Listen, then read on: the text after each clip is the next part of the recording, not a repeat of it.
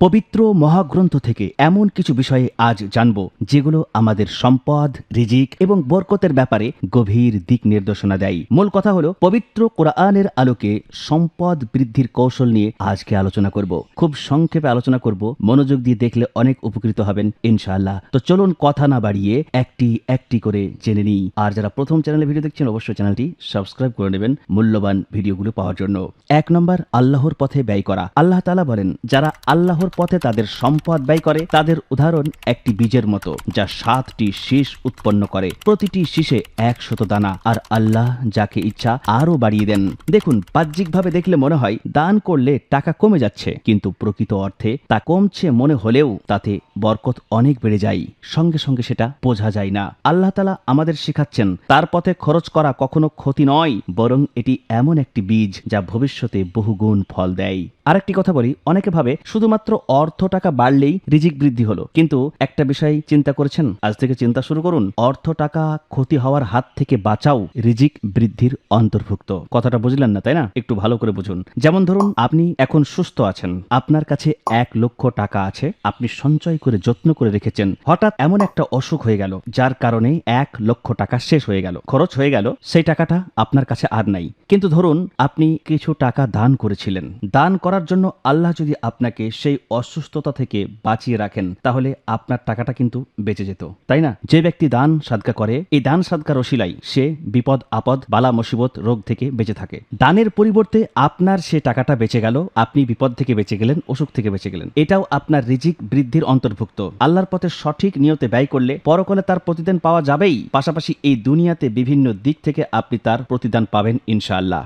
2 নম্বর, অভাবগ্রস্ত মানুষকে ধার বা ঋণ দেওয়া। মহান আল্লাহ তাআলা বলেন, নিশ্চয়ই দানশীল পুরুষ ও দানশীল নারী এবং যারা আল্লাহকে উত্তম ঋণ অর্থাৎ কর্জ দেয় তাদের জন্য বহুগুণ বাড়িয়ে দেওয়া হবে এবং তাদের জন্য রয়েছে সম্মানজনক প্রতিদান। মহান আল্লাহ তাআলা বলেন, কে সে যে আল্লাহকে উত্তম ঋণ দেবে, আল্লাহ তার জন্য একে বহুগুণ বাড়িয়ে দেবেন, আর আল্লাহই কমান ও বাড়ান, আর তোমাদের তারই কাছে ফিরিয়ে নেওয়া হবে।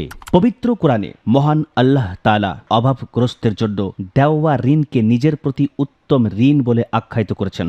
মানুষের বিপদে যারা আল্লাহর দেওয়া সম্পদ থেকে সাহায্য করে, তারা আল্লাহর পক্ষ থেকে সাহায্য লাভ করে। অনেক অর্থশালী মানুষের সামনে অভাবগ্রস্ত মানুষ এসে হাজির হয়। মনে রাখবেন, সেই অর্থশালী মানুষের জন্য এটা এক ধরনের পরীক্ষাও হতে পারে। তাই অর্থ টাকা থাকলেই মানুষকে কোনোভাবে অবহেলা করবেন না, আপনার পক্ষ থেকে যতটা সম্ভব সাহায্য করবেন। বর্তমানে সুদ ভিত্তিক ঋণের শৈলাভ আর সুদবিহীন ঋণের সংকট দেখা যাচ্ছে।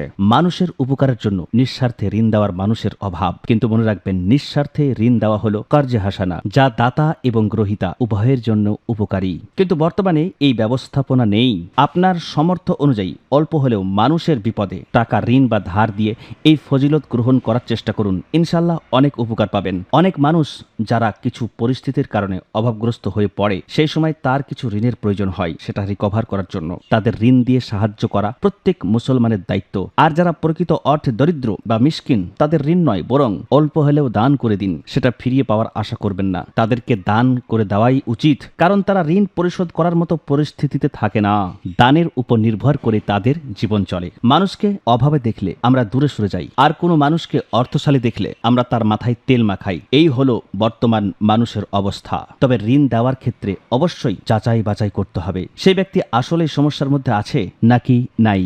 অনেক মানুষ থাকে বিভিন্নভাবে নাটক করে মানুষের কাছে টাকা ধার নেয় ঠিকই, কিন্তু পরিশোধ করার সময় আর পাত্তা পাওয়া যায় না। এগুলো দেখে শুনে করতে হবে। যদি আসলেই সে অভাবগ্রস্ত হয়ে থাকে, অবশ্যই তার পাশে দাঁড়াতে হবে। 3 নম্বর, ইস্তেগফার রিজিক বৃদ্ধি করে। আল্লাহ তাআলা বলেন, তোমরা তোমাদের রবের কাছে ক্ষমা প্রার্থনা করো, নিশ্চয় তিনি অত্যন্ত ক্ষমাশীল। তিনি তোমাদের উপর প্রচুর বৃষ্টি বর্ষণ করবেন, তোমাদের ধনসম্পদ ও সন্তান সন্ততি বৃদ্ধি করবেন এবং তোমাদের জন্য বাগান ও নদী প্রবাহিত করবেন।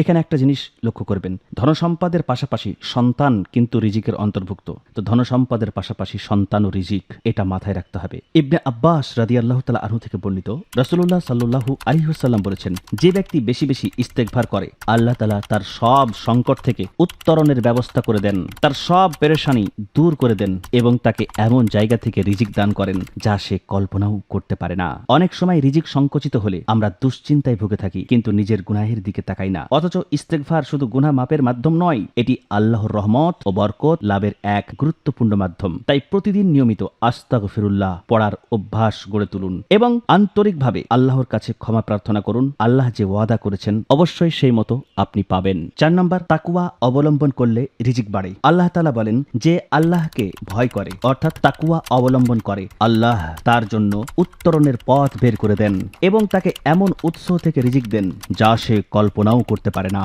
তাকওয়া মানে হলো জীবনের প্রতিটি ক্ষেত্রে আল্লাহকে ভয় করা। ব্যবসায় প্রতারণা নয়, মাপে কম দেওয়া নয়, ঘুষ নয়, হারাম আয় নয়, মিথ্যা কথা বলা নয়। যখন একজন মানুষ আল্লাহকে ভয় করে গুনাহ থেকে বাঁচার চেষ্টা করে, তখন আল্লাহ তার জন্য এমন দরজা খুলে দেন যেটা সে কখনো কল্পনাও করেনি। এমন সুযোগ, এমন রিজিক, এমন সফলতা আসে যা মানুষের পরিকল্পনার বাইরে। এখানে কেউ যেন ভুল না বোঝে, এই আয়াতগুলোর অর্থ এই নয় যে আপনি কোনো কাজ করবেন না, কোনো পরিশ্রম করবেন না, শুধু ইস্তেগফার করবেন বা দান করবেন আর আকাশ থেকে সম্পদ নেমে আসবে, এমনটা নয়। ইসলাম কখনো অলসতা শেখায় না। আল্লাহ মানুষকে চেষ্টা করতে বলেছেন, পরিশ্রম করতে বলেছেন, হালাল উপায়ে উপার্জন করতে বলেছেন। একটু চিন্তা করুন, আপনি যদি একটি বাগান তৈরি করতে চান, তাহলে প্রথমে আপনাকেই জমি প্রস্তুত করতে হবে, চারা লাগাতে হবে, পানি দিতে হবে এবং যত্ন নিতে হবে। কিন্তু সেই চারাকে বড় করা, ফল ধরানো, ফুল ফোটানো এবং বরকত দেওয়া, এসব আল্লাহর হাতে।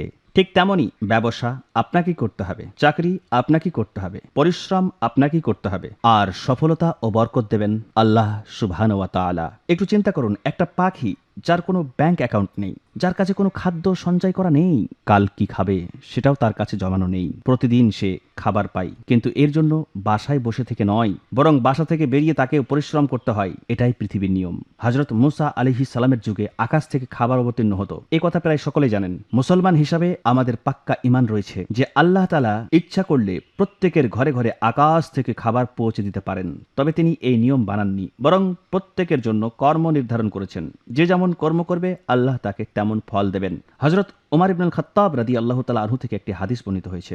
রাসূলুল্লাহ সাল্লাল্লাহু আলাইহি ওয়াসাল্লাম বলেছেন, তোমরা যদি আল্লাহর উপর যথাযথ ভরসা করো, তাহলে তোমাদের জীবিকা দেওয়া হবে যেভাবে পাখি রিজিক প্রাপ্ত হয়। পাখি সকালে ক্ষুধার্ত অবস্থায় বের হয় এবং পেট পূরণ করে সন্ধ্যায় বাসায় ফিরে আসে। এখানে কি বুঝলেন? পাখি ক্ষুধার্ত অবস্থায় বের হয়, পেট পূরণ করে সন্ধ্যায় বাসায় ফিরে আসে। সারাদিন সে রিজিকের সন্ধানে এখানে সেখানে ছুটাছুটি করে। এমনকি আপনার বাড়িতেও দেখতে পাবেন, কোনো খাবার রোদ্রে শুকোতে দিলে সেখানেও পাখি এসে হাজির হয়ে যায়। গাছের ডালে সে বসে টুকটুক করে তাকিয়ে থাকে না, বরং সে চেষ্টা করে এইখানে উড়ে যায়, সেইখানে উড়ে যায়। আল্লাহর উপর ভরসা রেখে যারা চেষ্টা করবে তারা অবশ্যই তার প্রতিদান পাবে। পাখির উড়ে যাওয়া এটাও কিন্তু তার পরিশ্রম, সে কিন্তু বাসায় বসে থাকে না, কথাটা মনে রাখতে হবে। আমরা অনেকে ভেবে থাকি ভাগ্যে থাকলে কর্ম করে কি প্রয়োজন, এমনি আসবে। এই বিষয়টা তারা বুঝতে ভুল করেছে। পূর্বে একটি ভিডিওতে এই বিষয়ে বিস্তারিত আলোচনা করেছি, ডিসক্রিপশনে লিংক দেওয়ার চেষ্টা করব, চাইলে দেখে নিতে পারেন বা চ্যানেলে গিয়ে দেখে নিতে পারেন, ভালো কিছু বুঝতে পারবেন ইনশাআল্লাহ। তো প্রিয় দর্শক মণ্ডলী, আজকের এই ভিডিওতে যে বিষয়গুলো আলোচনা করেছি, একজন মুমিন মুসলমান হিসেবে আমাদের এগুলো ফলো করা উচিত। আল্লাহ তাআলা যেন আমাদের বোঝার তৌফিক দান করেন, আমিন সুম্মা আমিন।